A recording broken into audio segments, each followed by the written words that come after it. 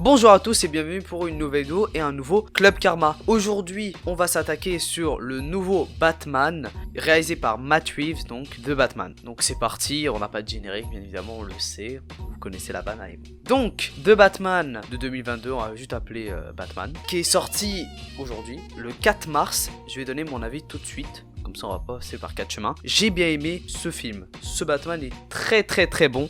J'ai beaucoup apprécié ce film là. Alors je vais donner des points positifs et des points négatifs. Comme ça voilà, vous situez un petit peu qu'est-ce qu'il y a dans le film et qu'est-ce que j'apprécie. Bien sûr ça va être avec spoil, hein, donc ceux qui n'ont pas vu le film, dégagez, ou si vous vous en foutez, regardez la vidéo, c'est comme vous voulez. Donc pourquoi j'ai bien aimé ce film et je l'ai noté 18 sur 20 ou 8 sur 10 ou 80%, c'est comme vous voulez. Pourquoi j'ai bien aimé le film? Alors tout d'abord j'ai noté en premier la direction artistique. Alors ne pas confondre avec la mise en scène, hein. La direction artistique c'est, pour être plus clair, c'est les décors, les costumes, tout ça. Ça c'est comment on situe artistiquement le film. Donc moi j'ai vraiment aimé la direction du film artistiquement. J'ai beaucoup aimé la direction qu'ils ont pris parce que c'est un Gotham où qui est très, comment dire, qui est pas comme les autres. Tu sais, c'est un Gotham un peu plus sale, un peu plus moderne bien sûr, et qui est beaucoup plus comment dire, pas coloré. C'est pas coloré, c'est faux.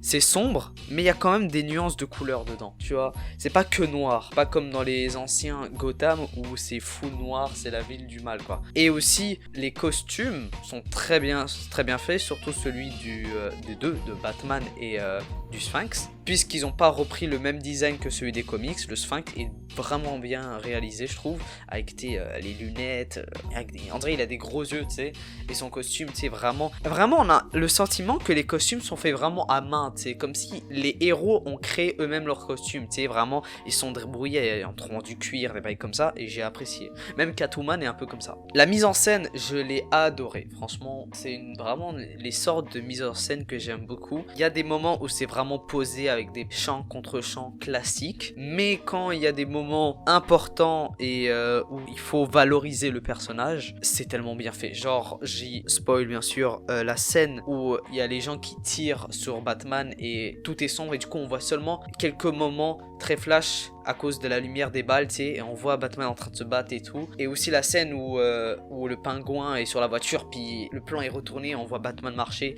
Celle-là, elle est incroyable. Vraiment, la mise en scène est ouf. Vraiment, elle est très bonne. Ça fait plaisir de voir ça, ça fait vraiment plaisir. Comparé aux autres films Warner de DC, ça va pas plus loin que ça. À part la Snyder Cut, qui je trouve quand même bien réalisé. Mais à part ça, il n'y a pas grand-chose. Man of Steel, tout ça, c'est bon, mais voilà. Et je trouve, là, on va passer plus sur le côté le fond plus que la forme. Je trouve que le message dans le film, donc si vous avez compris le film, en gros le message sur la vengeance et la vengeance sur la vengeance est très intéressant, du fait que voilà, ça ne règle pas les problèmes, ça ne aide pas à avancer la société, et aussi l'évolution de Batman qui est reliée un peu avec ce thème de la vengeance, que au début il a un symbole de vengeance, clairement les gens l'appellent la vengeance dans le film, qu'il comprend que ce n'est pas le bon moyen de régler son problème, ce n'est pas le meilleur moyen pour qu'il se sente mieux. Oui. Et surtout le fait que le Sphinx utilise la même manière de penser mais pour faire le mal, alors que du coup il n'y a pas vraiment de différence en fait entre les deux.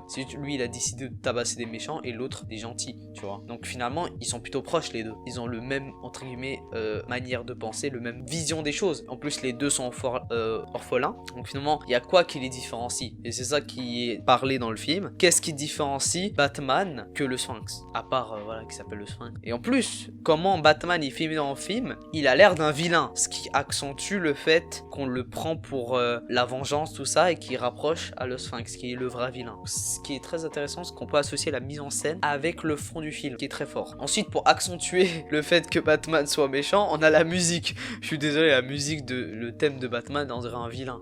Elle est très... Non mais en général la musique est vraiment cool. Il y a des thèmes tranquilles, il y a des thèmes plus intenses qui sont qualitatifs, qui sont puissants. Et pour finir, pour point négatif, je trouve que l'acteur de le Sphinx, Paul Dano, si je me rappelle bien, est vraiment beau. Genre au début on le voit pas trop, tu sais, on le voit avec des vidéos, tu sais, avec la cagoule, le masque, on le voit pas trop, mais quand on découvre c'est qui, quand il est par la scène là où il y a l'interrogatoire entre les deux, il est très bon. Je trouve qu'il interprète tellement bien le personnage, c'est un petit peu le côté un peu maniaque sur les devinettes, tout ça, qui veut jouer avec la santé mentale de Batman. Je trouve ça très très bon. C'est vraiment un très bon méchant qui peut être dans les podiums des meilleurs méchants de super-héros, des films super-héros, je parle. Il est très très good.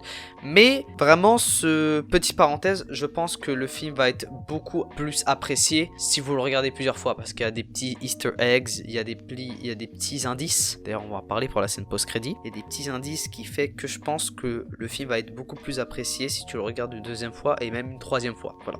Petite parenthèse.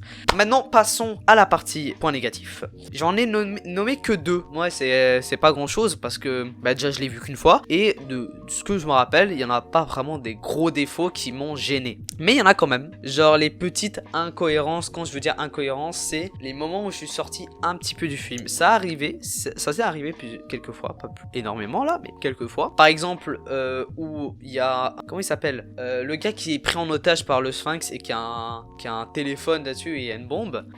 Genre la bombe éclate devant Batman et il a rien. À part qu'il est un petit peu sonné, il a pas vraiment de sang, il a pas vraiment d'égratignure, il a pas vraiment même de sang de la victime, il a rien. Genre je comprends pas. Et aussi la lettre de comment ça s'appelle là, de Alfred aussi qui explose juste à côté de lui et qui est seulement un petit peu blessé. Non. Là tu vois c'est un peu trop. Mais quand même le Batman il se prend des coups, je trouve il subit plus la violence que les autres, alors que les autres étaient un peu plus invincibles. Ensuite, il y a, ça c'est un spoil qui est présent dans le film, c'est des prises de risques qui sont annulées un petit peu. Je prends l'exemple de l'histoire sur la famille Wayne, qui est intéressante, vraiment, je trouve la direction vraiment bien, mais puisqu'ils l'ont annulé un petit peu en disant, en fait ils sont pas si méchants que ça, tu sais. Ils ont fait des conneries, mais c'est pas vraiment leur faute, tu vois. Ce qui est un peu dommage, ce qui dérange un petit peu sur le thème de la vengeance en général. Mais il faudrait que je regarde le film pour savoir si vraiment ça gêne ou pas du tout. Peut-être c'est juste